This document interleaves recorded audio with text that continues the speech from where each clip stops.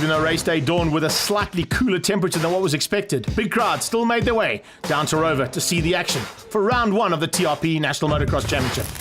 We're now moving to the pros and the 85cc junior class. Gates dropping and the number 1 plate also up for grabs here. Oh, what a start there from John O'Mlimi. Looks like he might get the whole shot as they head down. No, he just gets better down into turn 1. But as they come through turn 1, he's just up into 2nd or 3rd place. All the riders, have they made their way through? Yes, only just. In the back, Tyler Tarantino not getting quite the start he wanted, and that's why there's about 4 or 5 bikes that have gone down in a bit of a big tumble coming out of turn 2. Ahead now through into the Bridgestone section. Around the FMF turn and up through that big turn, you can see a little bit of chopping and changing happening in that mid-pack. There's Tarantino. He's managed to get through those down riders, and that was not a bad effort there from Tyler. Realizing that the riders had gone down, he just went left and right to try and avoid them. The 50 bike there of Amber McGregor starting to come through, one of our lady riders, but no one has even seen where this oak disappeared to. Melini has got to the front and is starting to open up a massive margin. I don't think anybody's going to be able to catch John Melini here today. Nate McClellan is trying hard. He's going to have to work double time to see if he can do that. And a bit of a kickstart there for Cheyenne De Lima as well. 450's Grundy. It's a nice battle at the front end here between Troy Morale, Luke Grundy and Wes McGavin, all fighting hard for, of course, the 85cc juniors. Oh, nice to see brotherly love on the sideline as John O'Mlimi now has got a massive margin over the rest of this pack. And I'm not quite sure if anyone's going to catch him here in this first heat. Good to see maneuvering up through the field for Diane Manuel, Blake Young and Dylan Kirk, all stepping up into the pros. And stepping down and off the bike, unfortunately, there is the number 12 bike. Peter Haynes not getting it quite altogether right as he came through the sand. Good fight at the front end of the 85cc juniors, and Morale and Grundy fighting hard, but Grundy is the man to catch at this stage. Troy Morale starting to close him down. See, it's going to be a hard fight in this championship, there's no doubt. You can see, oh, what's happened here? That's our leader.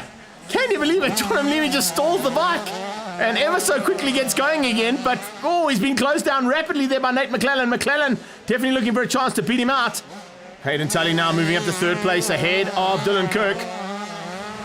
And nice chopping. Oh, rider down. That's not good. That's not the way you want to be landing up. And that, of course, is our leader. That's Troy Morale.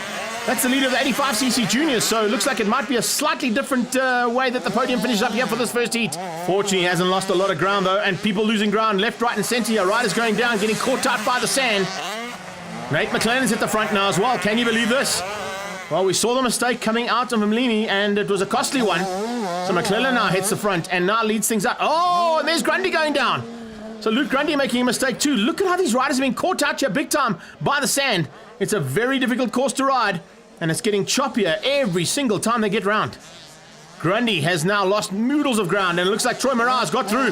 So Morale now coming through. There he goes. He's got ahead and makes it into the lead in the very closing stages, even though he'd made a mistake. Fortunately, as I said earlier on, he didn't lose too much ground, so it kept him at the front end and in with a shot.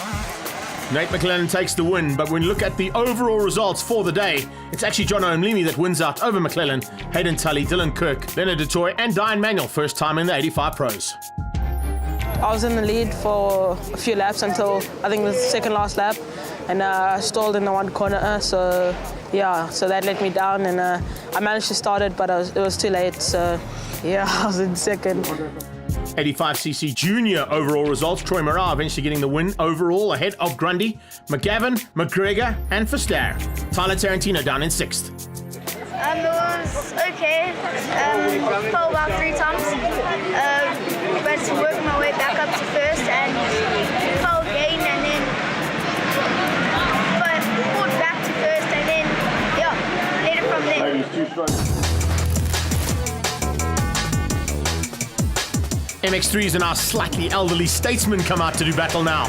It's great to see a big field of them as well. 15 riders making their way down towards turn number 1. And it looks like it's going to be the usual contenders at the front end, although Dievel van den Berg is back. Remember, he was only here for Cape Town and PE last year. And as they come through turn 1, well, that's how it looks like. All clean and clear for now. Up and over the first jump, and that's going over that FMF section. Heading down into Gurney now. It's topless with the whole shot. He's getting away from Bircher. Hubbard is there, but look at Dievel van den Berg coming through the field rapidly. Just behind them is Jeff Den. Lone Suzuki rider out there as well, doing a good job. But as they come flying up to the top of the hill, it's Van den Berg up to 2nd. Bircher the 3rd. Hubbard is now 4th place. Being closed down by Dax Hunt.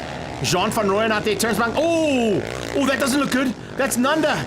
Nanda Close and Matthew King coming together as they headed up to the top of the hill. The two of them clip bars, and unfortunately both of them going down. Here's the change up for the lead though, or is it? Oh, how's that? Eat my dust, bud.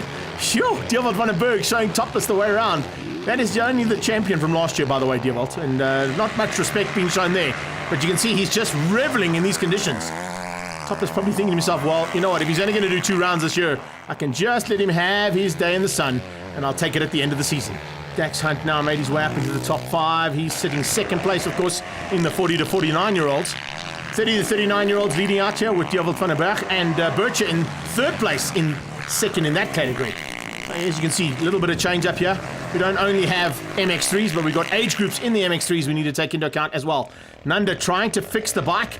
Doesn't look like that KTM, unfortunately. Looks like it's fixable.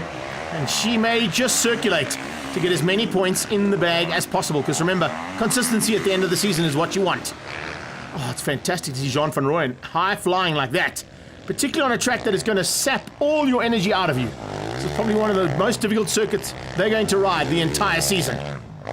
So far, everybody staying relatively upright. Oh, there you go. At the back end of the field. Good to see Malcolm Ralphs. Oh, well, as I say that, Ralphs goes down and he's looking for maybe a bucket and spade. He's going to do some sandcastles there. He's going to be joined by Francois Deploy as the two of them got in a little bit out of shape there in the closing stages. Flag comes out though, and Van den Berg takes the win. He also takes the overall and his category 30 to 39s ahead of Bircher and Hubbard. First place is Topless in the 40-year-olds, and 50 plus goes to Jeff Den.